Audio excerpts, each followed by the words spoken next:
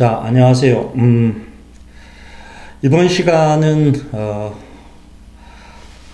왜 저번 편에 말씀드렸던 것처럼 회사가 그렇게 좋은데 왜 오래 다니지 못했는가 라는 것에 대해서 말씀드리겠습니다. 조금 여러분들한테 귀에 거슬리는 얘기가 있을 수 있는데 솔직하게 말씀을 드리는 거니까 잘 이해하시고 내 것으로 만드시기 바랍니다.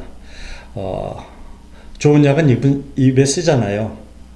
근데 한국 사람들이 롱런하는 경우가 그렇게 많지 않습니다. 상당히 중요한 얘기를 오늘 할 겁니다. 먼저 그것을 얘기하기 전에 제 아는 분 중에 용접사로서 은퇴하신 분이 있어요.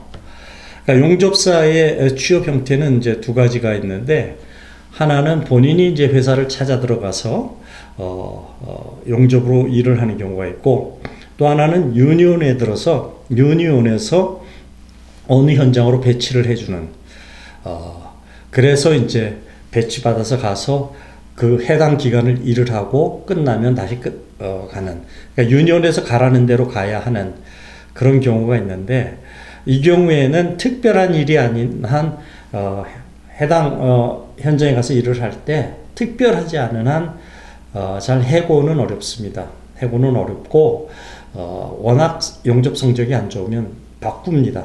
당신은 되돌아가시오. 그러고 새로운 사람을 보내주고, 이때 이 유니온은 나중에 은퇴하고 나면 펜션을 조금 주는 것 같아요. 뭐 많은 것은 아니지만 노동조합 펜션을 조금 주는 것 같습니다. 자, 캐나다 회사는 아주 극강에 좋은 회사를 빼고는 레이업을 한다고 그랬어요. 자주 하는 회사도 있긴 하지만 레이업 하고 나면 이제 EI라고 그래서 실업수당을 받습니다. 근무 기간에 따라 달라지는데 보통 1년을 넘게 하면 EI를 1년간 받습니다. 제가 저번에도 말씀드렸듯이 EI 총계는 한 2,500불, 250만 원 정도를 줍니다. 대신 또 쉽게 취업을 할 수가 있어요. 취업을 하면 그 EI는 이제 끊어집니다. 그리고 이제 갑작스러운 해고 통보, 그럴 수 있습니다. 갑작스럽게 하는 경우도 있는데, 보통 잘 살펴보면 내가 해고될 수 있는 조짐이 곳곳에 있습니다. 그걸 본인이 알아채지 못했을 뿐이에요.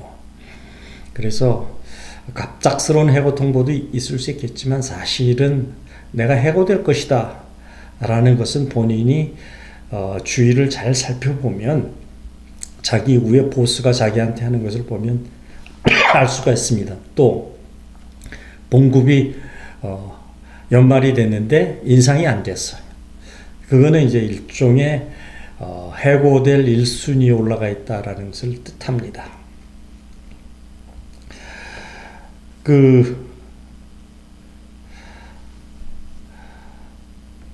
제가 이제 취업이 돼서 일을 했어요. 예를 들면 했는데, 내가 노랗지만 한국 사람이지만 문화도 한국 사람이에요. 태도도 한국 사람이에요.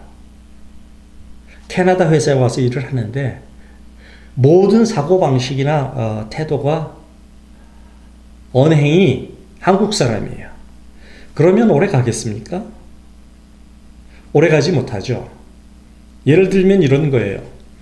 얘기를 하는데 동료들하고 코워커들하고 얘기를 하는데 나는 숨겨.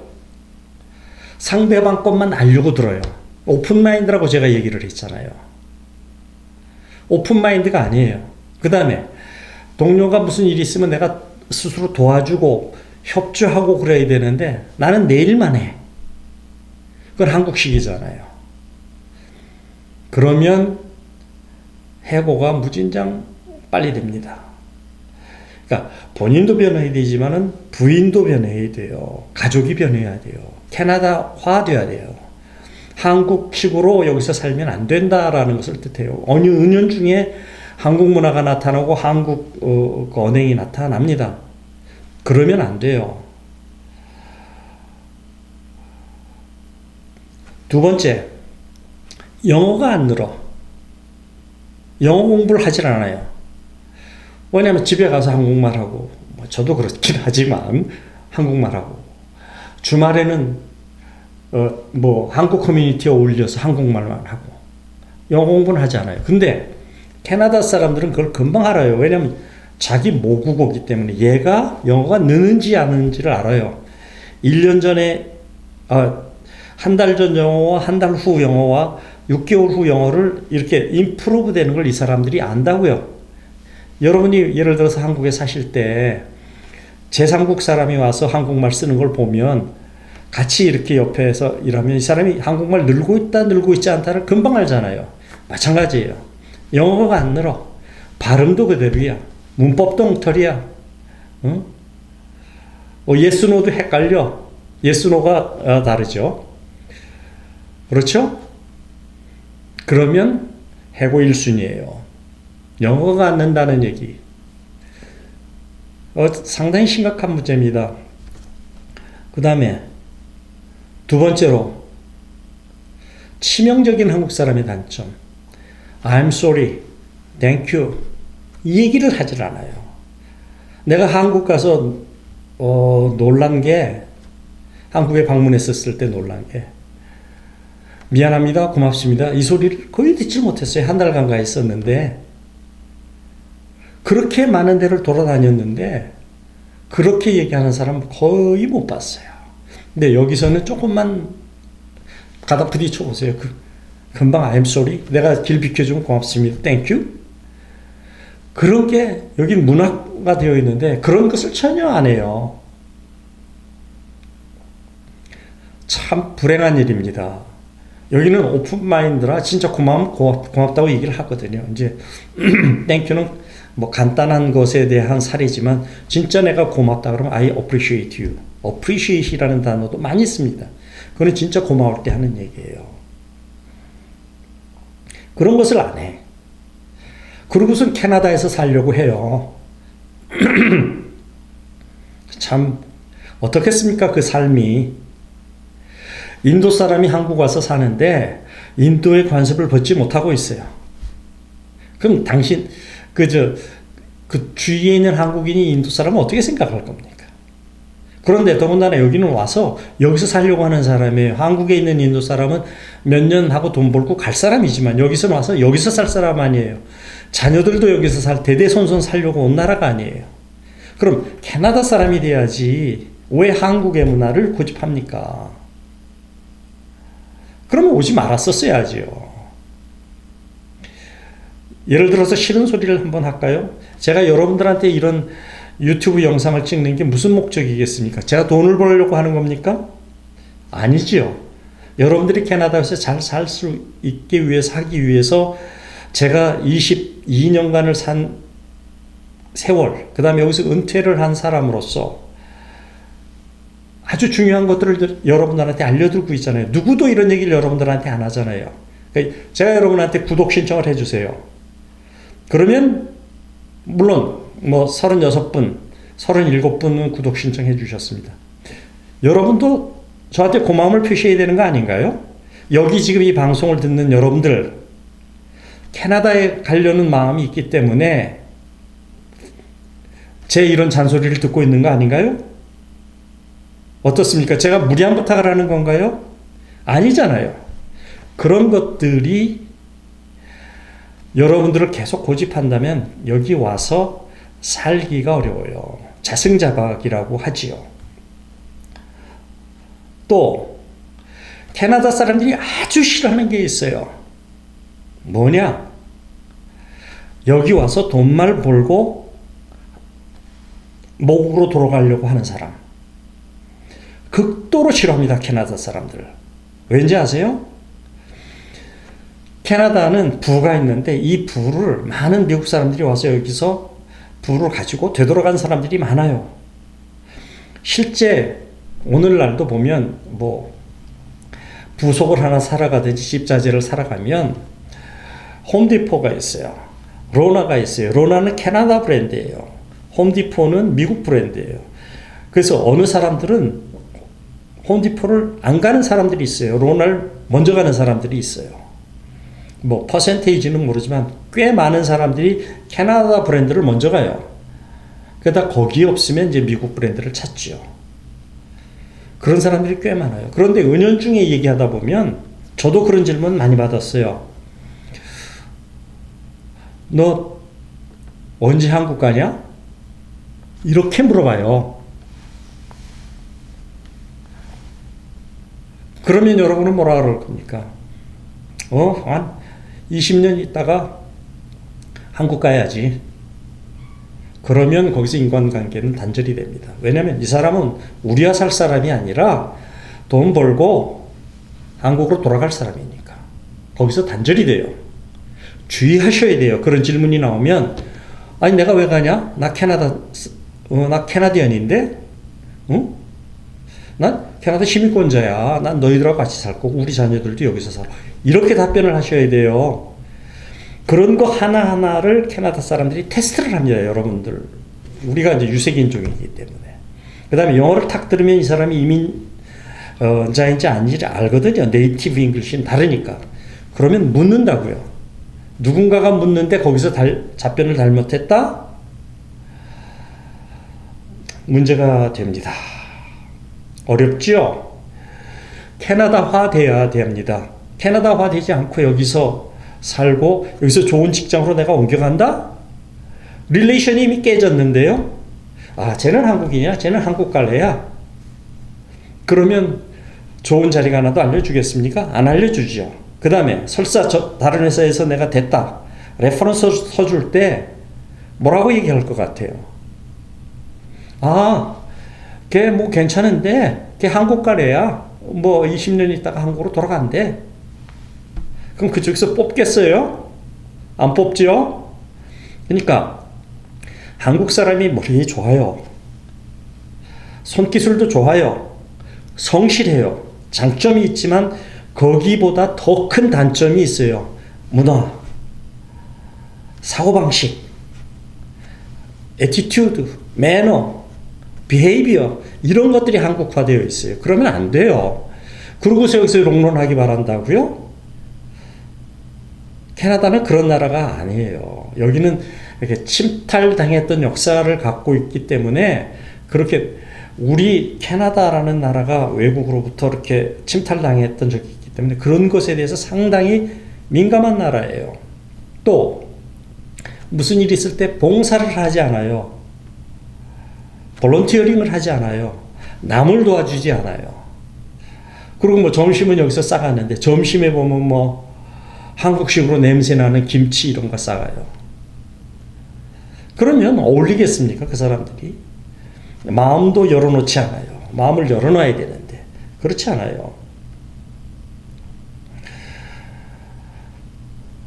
중요한 것, 여러분들 물론 우리가 한국 사람으로서 뭐 외부는 바꿀 수 없지만 정신부터 문화 이런 태도 이런 것들이 전부 캐나다화 동화되어 있어야 여러분들이 롱런 할 수 있어요. 롱런하고 여기서 은퇴를 하면 은퇴 걱정을 안 해도 돼요. 아까 얘기했잖아요. 웬만한 회사 RRSP 다 준다고. 캐나다 펜션 많지 않지만 나와요. RRSP 나와요. 또 그 다음에 세이빙 해놓은 게 있잖아요. 그래서 캐나다에서 은퇴하면 여유 있게 삽니다. 미국 교포들하고 달라요. 차원이 달라요.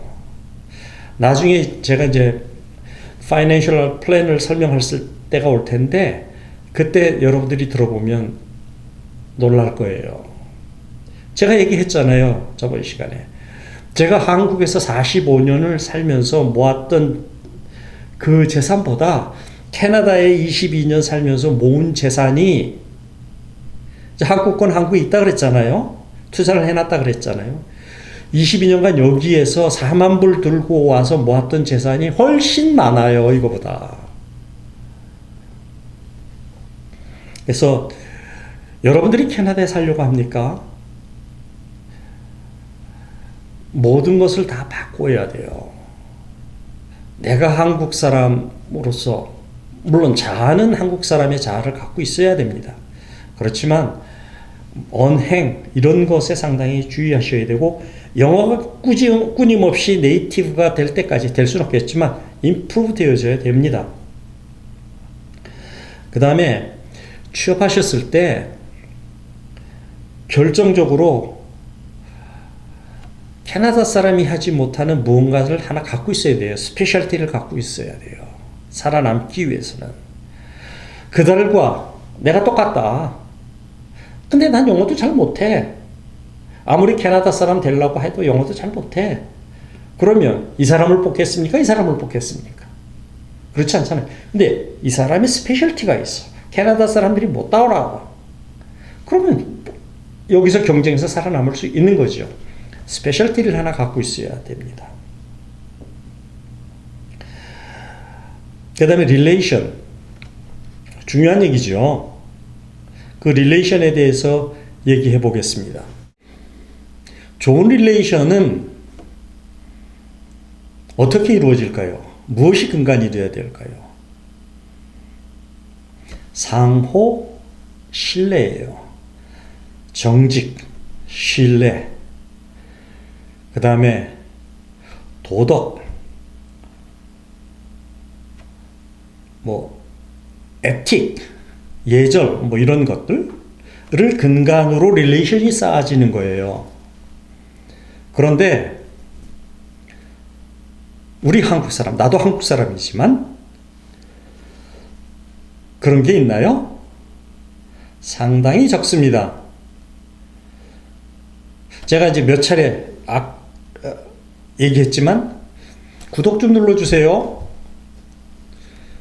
말하기 싫어요. 그런데 그게 상호 반응 아닌가요? give and take일 수도 있지만 내가 저 사람한테 좋은 걸 받았구나, 얻었구나, 값없이 얻었구나. 그럼 난 뭔가 해야지 하는 리액션의 일종이죠.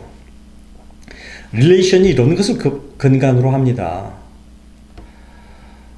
저 사람이 어려울 때 내가 도와주고, 또 내가 어려움이 있을 때 솔직히 털어놓고,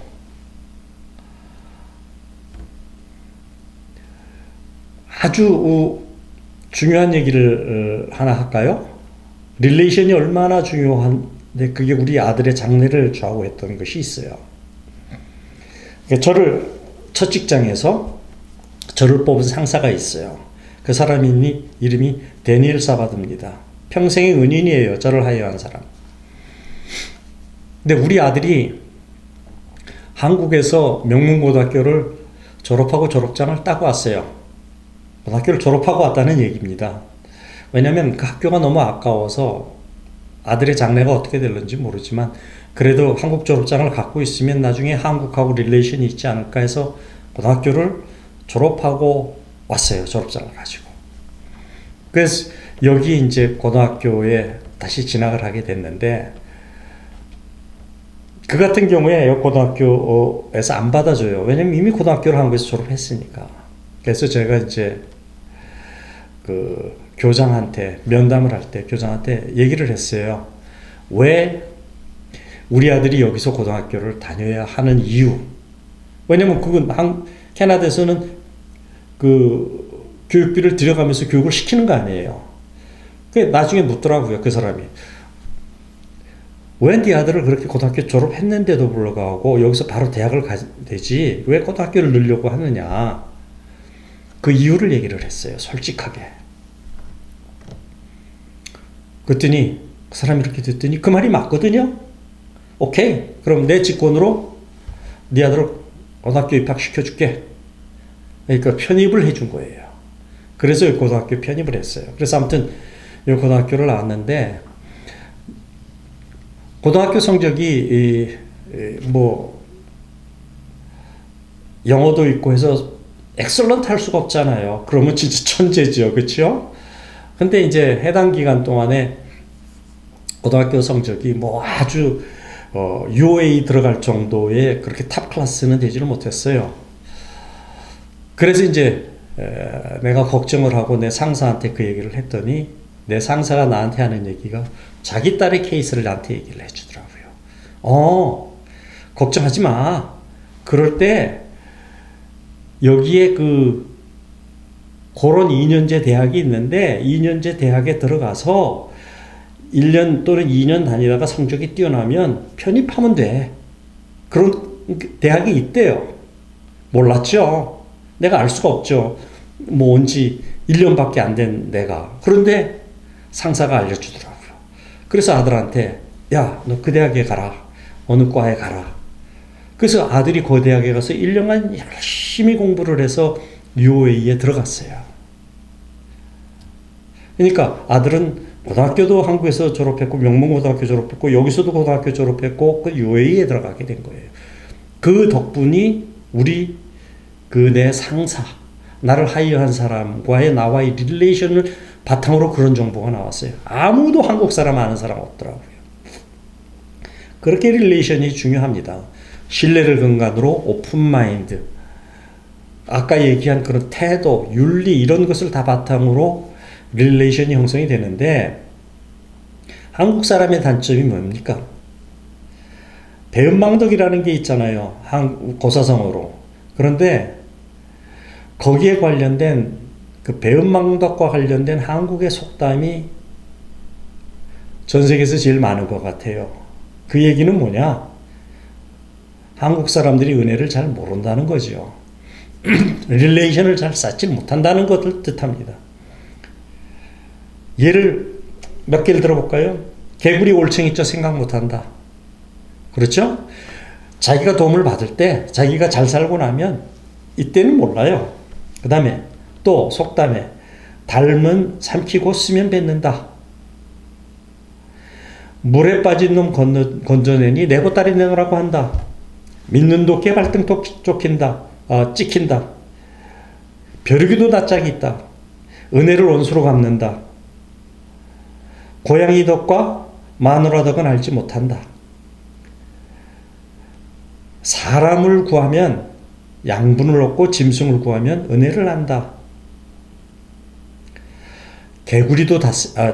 강아지도 닷새면 주인을 안다라는 속담. 무진장 많지요. 그게 뭘 뜻합니까? 우리의 숨어있는 본성을 얘기하는 거예요. 제가 과장해서 얘기한다고 얘기하실런지 모르겠는데 제 경험을 말씀드릴게요. 제가 그 세계적인 회사에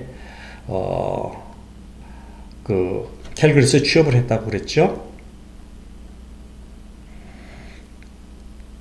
그 회사에서 한국인이 처음 들어왔는데 일을 잘해. 아주 매너도 좋아. 영어도 뭐 좀 늘어. 그 한국인에 대한 인상을 잘 본 거예요. 그래서 제 위에 상사가 저보고 야, 너 같은 사람이 있으면 좀 뽑아와라. 이러더라고요. 그런데 저는 준비를 1년 이상을 했잖아요. 한국에서. 근데 그렇게 준비된 사람들이 있나요? 없죠. 그런데 저는 이렇게 생각했어요. 그래, 내가 여기서 한 사람을 뽑아가지고 뭐 기술이 없어도 그런 지식이 없어, 업무 지식이 없어도 내가 가르치면 그 한 사람을 살리면 가정이 사는 거 아니냐. 이렇게 생각을 했습니다.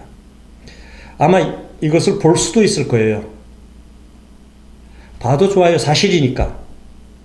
그래서 그쪽 관련 지식이 거의 없는 사람을 내가 뽑았어요. 그래서 내 매니저한테 얘기를 하니까 오케이, 네 말이라면 내 믿는다. 그래서 뽑았어요. 근데 제 이름은 캐나다에 도착을 해서 여기에 영주권을 받을 때 이름을 공식적으로 바꿨습니다. 캐나다 이름, 영어 이름으로. 근데 이 친구는 한국 이름을 그대로 써요. 그러니까 운전면허나 뭐 이런 영주권이나 시민권에 한국 이름이 쓰여 있습니다. 한국 이름으로. 그런 친구예요. 뽑아가지고 하나부터 10까지를 제가 다 가르쳤어요.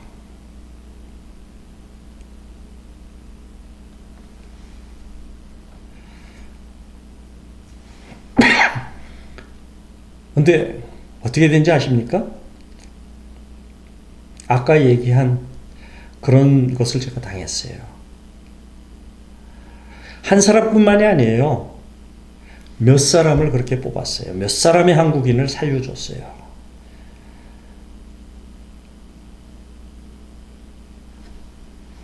그렇게 됐어요. 은혜를 모르더라고요. 나중에 지나고 나니까, 몇 년 지나고 나니까 다 자기가 잘나서 그렇게 됐어요. 그게 한국 사람이에요. 우리 가족은 내가 이제 한국 사람 뽑는다고 하면 아주 시겁을 해요. 우리 아들이 한국 사람을 뽑을 수 있는 위치에 있는 직인데 그 사람들 볼 수도 있어요. 두 사람을 아들이 아버지를 닮아서 두 사람 뽑았어요. 그 사람들 때문에 아들이 지금도 그 사람 관리하느라 애를 먹어요.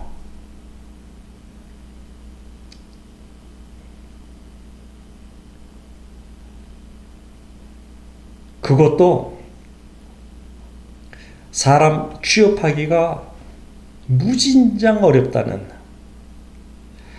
캐나다에서도 제일 살기가 좋다는 도시에서 아들이 두 사람을 뽑았는데 그 두 사람 때문에 아들이 지금도 애를 먹고 있어요. 부전자전이죠. 그게 여러분입니다. 여러분 완전히 바뀌셔야 돼요. 캐나다에 오신다면. 물에 빠진 놈을 진짜 건져내니까 내 보따리 내놓으라고 하는 사람도 있었어요. 그 다음에 화장실 들어갈 때 나올 때 완전히 달라요. 그게 한국 사람들이에요. 그게 바로 여러분일 수도 있습니다. 그런 것을 갖고 있으면서 릴레이션이 좋아질 수가 있다고요? 같은 내가 한국의 같은 문화권에서 오래 산 나도 이렇게 생각을 하는데 백인이 여러분을 볼 때는 어떻게 보겠습니까? 그런 걸 이해를 못 하는데, 나는 동족이기 때문에 이해하는 측면이 많지만 백인이 여러분을 바라볼 때, 또는 다른 인디안이 여러분의 보스라고 합시다. 여기 캐나다에 사시는 분들도 이것을 보더라고요. 한국에 사시는 분들이 반 이상, 반을 보고 한 30-40%가 캐나다에 사시는 교포들이 보시던데, 내 위의 보스가 인디안일 수도 있고 필리핀 사람일 수도 있고 백인일 수도 있고 그래요. 그런데 여러분들의 행동이 이렇다면 레이오프를 해야 될 기회가 오면 어떻게 하겠습니까? 여러분들의 마음이 그런데 저는 그 22년 전에 저를 뽑아준 그 데니엘 사바드를 지금도 고마워하고 우리 가족이 다 고마워합니다. 물론 이제 22년의 세월이 흘러서 지금은 연락이 잘 안 되지만 불과 5년 전까지만 해도 서로 교류를 하고 그랬어요. 그러면 릴레이션이 좋아질 수밖에 없죠. 내가 그 사람한테 뭘 부탁하면 다 들어줘요. 그 사람이 나한테 부탁하면 내가 다 들어주고. 그런데 이 릴레이션이 얼마나 중요하냐. 여러분이 전직을 했다. 그러면 레퍼런스를 세워야 돼요. 내 취업할 때 오스트레일리아에서 레퍼런스 체크했다 그랬잖아요. 캐나다일 때 레퍼런스 내세요. 그러면 내잖아요. 그러면 당신과 같이 있었던 동료, 전 직장 상사가 레퍼런스가 돼야 되는데 레퍼런스가 여기서 솔직히 얘기해 주거든요. 왜냐면 그 사람의 책임이고 그 사람의 레퓨테이션이니까 거짓말을 하지 않는다 그랬잖아요. 저한테 레퍼런스 부탁했을 때 아무리 친해도 그대로 얘기 다 해줘요. 그게 정직이니까 그대로 얘기를 다 해줍니다. 그러면 취업이 잘 되겠어요? 취업이 잘 되지 않겠죠. 자, 이게 왜 한국 사람들이 이 캐나다에서 이 취업 저번 시간에 얘기한 것 같이 그렇게 베니핏이 좋은 것을 제공해주는 이 나라의 회사에서 왜 은퇴까지 롱런을 하는 사람들이 적을까? 잘 생각해 보십시오. 오늘은 상당히 제가 여러분들한테 가슴 아픈 얘기, 약점을 얘기를 했는데 제발 그러지 마십시오. 캐나다에서 사시려면 제발 그러지 않았으면 좋겠습니다. 다음 시간에는 이제 조금 좋은 얘기를 해야 되겠죠. 그렇죠? 그래서 다음 시간에는 좋은 얘기를 가지고 여러분들을 찾아뵙도록 하겠습니다. 자, 오늘 언짢으셨을 텐데 언짢은 얘기를 끝까지 잘 들어주시고 내 것으로 만들어 주시는 여러분들 참 훌륭합니다. 캐나다에 와서 잘 사시기를 바랍니다. 캐나다 참 좋은 나라입니다. 캐나다를 999당이라고 부릅니다. 이런 우화가 있어요. 왜 999당이냐? 하나님을 볼 수 없으니까. 천국에 가면 하나님을 직접 보는데 그거 하나 뺀 999당이라고 부릅니다. 또 하나 캐나다와 관련된 재미있는 농담이 있는데 이제 내가 죽어서 천국에 갔어요. 하나님이 이제 물어보는 거예요. 너 어디서 살다 왔느냐? 그랬더니 이제 한 사람이 얘기를 해요. 저 자스퍼에서 살다 왔는데요. 자스퍼가 알버타에 있습니다. 그러더니 하나님이 말씀하시기를, 야, 너 천국을 그렇게 뭐 경치에 대해서 크게 기대하지 마라. 응? 자스퍼나 천국이나 비슷하단다. 그 정도로 자스퍼가 좋다는 것을 얘기합니다. 그 좋은 곳이 바로 캐나다에 있습니다. 여러분들은 이제 밴프만 아시는데 자스퍼가 그렇게 좋습니다. 이런 나라에 와서 살려고 하시는 분이나 살고 있는 분이나 제발 이 좋은 나라에 와서 지옥과 같이 어렵게 살지 않기를 부탁합니다. 감사합니다.